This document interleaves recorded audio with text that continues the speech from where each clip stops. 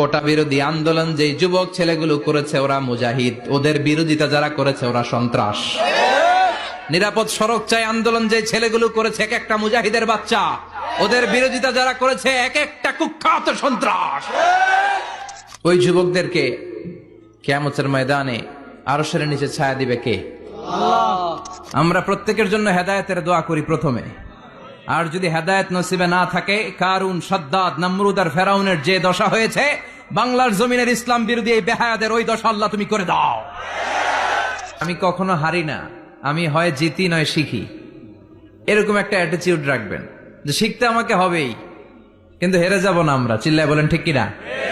কষ্ট যখন পাবেন, অসুস্থ যখন হবেন, ওইখানেও আনন্দ করবেন, কারণ সামনে আরাম আসতেছে। সুবহানাল্লাহ পড়েন। মুমিনের হারাবার কিছু নাই, দুঃখ পাওয়ার কিছু নাই। মুমিন অসুস্থ হলে অসুস্থতার মাধ্যমে তার গুনাহ ঝরে যায়, সে আল্লাহ